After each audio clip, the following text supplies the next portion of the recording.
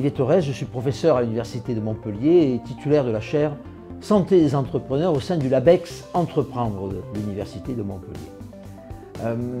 L'actualité qui est la nôtre aujourd'hui, c'est un numéro spécial de la revue d'entrepreneuriat sur le thème santé et entrepreneuriat. C'est le deuxième numéro spécial qu'on coordonne. On en avait déjà fait un avec Roy Turich dans le cadre de la revue Small Business Economics. Et aujourd'hui, avec toujours le même Roy Turich et Florence Ghigliani, nous venons de sortir un numéro avec des chercheurs du monde entier, du Canada, des États-Unis, d'Europe, d'Allemagne, de France bien évidemment. Et le papier que je vais vous présenter, c'est la grande introduction. Entrepreneuriat et santé, une perspective existentielle. La thèse que nous défendons, c'est que les entrepreneurs n'ont pas un rapport au travail comme les salariés.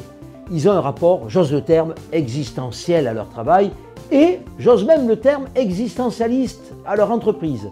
Vous ne le savez peut-être pas, mais en allemand, le créateur d'entreprise se dit Existenzgründer, qui veut dire le fondateur d'existence.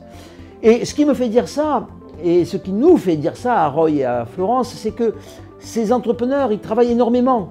Ils ne sont pas à 36, 37 heures comme le salarié français moyen, ils sont à 52 heures. Ils ont investi aussi une partie de leur capital et je dirais même que certains d'entre eux, quand ils s'endorment, ils cauchemardent ou ils rêvent de leurs problèmes d'entreprise. Donc tout ça crée les phénomènes d'un rapport existentiel qui crée ce qu'on appelle un phénomène de subordination. C'est-à-dire que l'entreprise et le travail comptent plus que la santé de l'entrepreneur. Ils ont tendance à s'oublier. Combien de fois n'ai-je entendu chez ces hommes et chez ces femmes « je n'ai pas le temps d'être malade ». Vous verrez dans l'article, n'hésitez pas à nous contacter, on vous laissera mon adresse email pour qu'on puisse vous adresser cet article.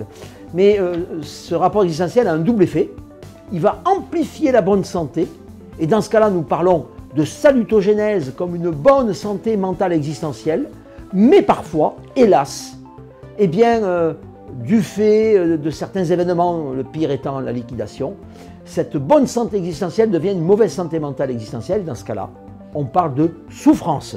Vous l'aurez compris, notre article se résume en 3 S, subordination, salutogénèse, souffrance. Je ne peux que vous inviter à lire notre article et surtout à lire l'ensemble du numéro spécial dédié à la santé des entrepreneurs.